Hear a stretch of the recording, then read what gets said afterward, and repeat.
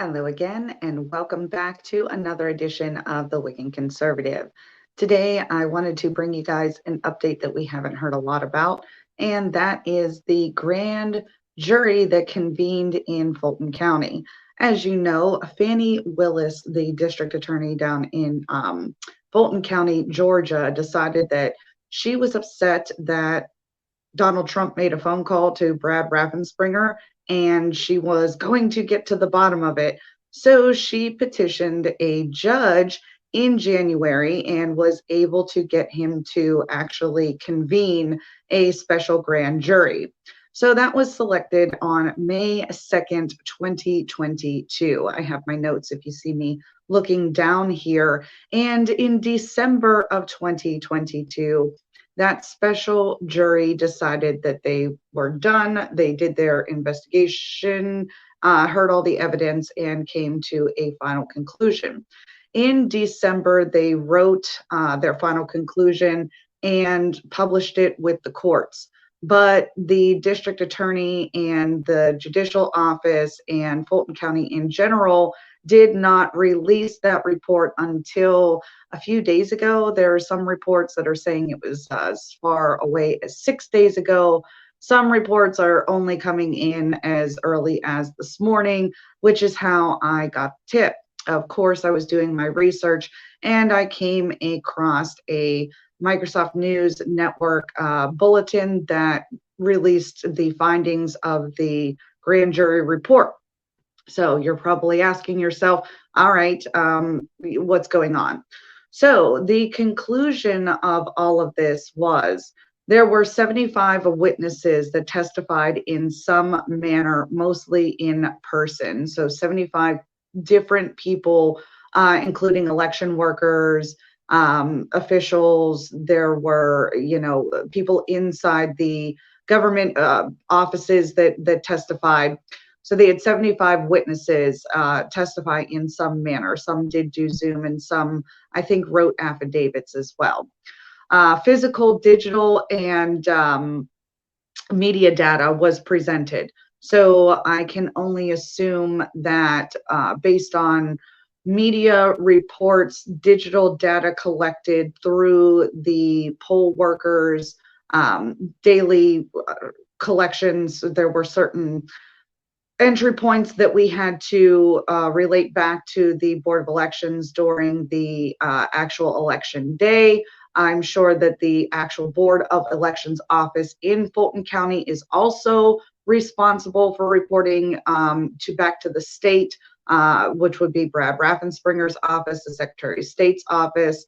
So I'm sure there was a lot of actual numbers to go through. Now that could include, but not be limited to, the signature verification, the number of votes tallied during the day, poll officers' signatures, different chain of custody requests, and things to that nature.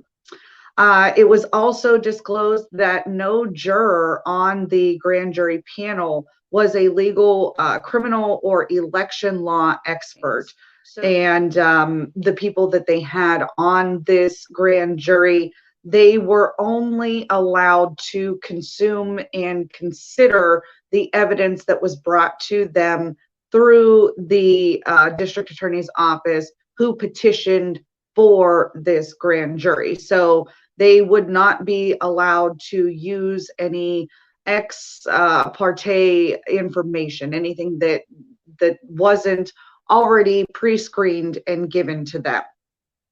They said that they unanimously found no evidence of widespread voter fraud presented in these course of proceedings. There was a disclaimer at the end of the trial transcript that stated none of the jurors were in the same room at the same time consuming the same evidence, except for the day that they all convened, and that was on May 2nd. So it doesn't necessarily mean that anything nefarious was done. It's just based on the availability of the jurors that were picked they weren't all able to be at all the meetings at all times. So it's not nefarious per se. It's just one of those things in the system that if you were going to proceed with a murder trial, you would make sure that those people were there. So because it is outside of a uh, again, with the criminal aspect of law, so it's technically a civil criminal offense, it would fall under a different jurisdiction of the courts. And that's where it gets confusing, because you expect one thing and you get something else.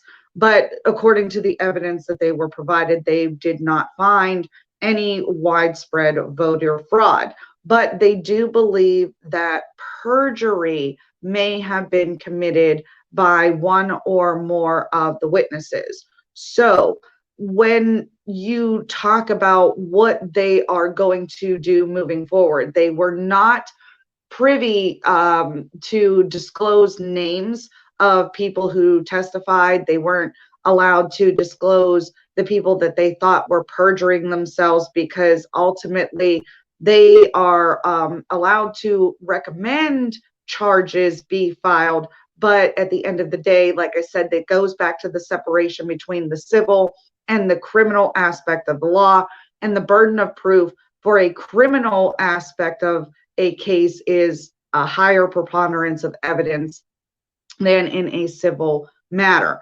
So they are going to recommend that the district attorney continues to proceed with the fullest extent of the law that they can prosecute under, which would be perjury, basically. And when we talked about how long has it been since somebody has actually been held in some sort of criminal fashion for perjuring themselves or lying under oath.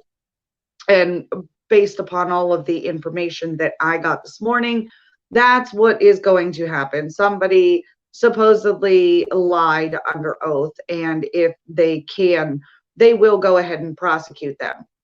So that's what I have to tell you guys about the actual grand jury report. But I did a little bit of extra digging into the judge that actually called for this grand jury to be convened. And it's kind of interesting, because the first thing that you'll find out about this judge is he actually retired on December 5th, 2022, and that leaves the case now in the hands of Judge McBurney, and he's the one that actually signed off on the release of the conclusion and introduction of the grand jury report. Now, many may not remember, but Judge Brasher has a history with the Superior Court in Fulton County. First off, he's a very decorated judicial official. He has been up and down the ranks. He's certified by the bar. And I do have his background, the links in the description box. But it was interesting to know that he was also the judge who allowed Fannie Willis to recuse herself from, and her office, from prosecuting the Rayshon Brooks case. Now, if you remember, that is the guy that fell asleep in the Wendy's parking lot, and the officer that approached him must have startled him awake, and he started wrestling with him for his taser, and they ended up shooting and killing him. Now, what ended up happening in that case is Officer Garrett Rolfe was reinstated, but they did assign a special prosecutor to prosecute him for that potential malfeasance, because Fannie Willis was in charge of that particular police department, and she refused on basis of conflict of interest. Ultimately, what it boiled down to is the officer was going to use her as a witness, and the Judge Brasher decided that that was indeed enough to recuse her and her office from that case. Going even further back on Judge Brasher, if you look into his history dating back to 2014, Brasher actually dismissed a lawsuit that came against the then Secretary of State, now Governor of the state of Georgia, Brian Kemp, from a new Georgia project that was funded by the Democrats, and they were attempting to file a lawsuit against Kemp based on his refusal to process minority voter applications. Now, again, there was a letter written by Judge Brasher that, under no uncertain circumstances, claimed that there was no evidence to support that Kemp had purposely and willfully refused to process minority voter applications that were actually valid applications. The end all be all result of that lawsuit was that 14 different counties reported over 100 applications from voters requesting the privilege to vote with either a invalid birth date, an invalid zip code, and some of the people were deceased. So this judge has a extensive history in Fulton County, but he is now retired. I'm not exactly sure what all that means in response to what's going on with Danny Willis and what she wants to accomplish with these charges, but I did find it to be a very interesting take. So I will leave all the links to all of the articles and the actual links to the document cloud servers that hold the grand jury report so that you can read the actual report without any news commentary or anything, if that's what you so choose to do as well. So that's all I have for you guys today. On that note, I will probably see you guys live tomorrow.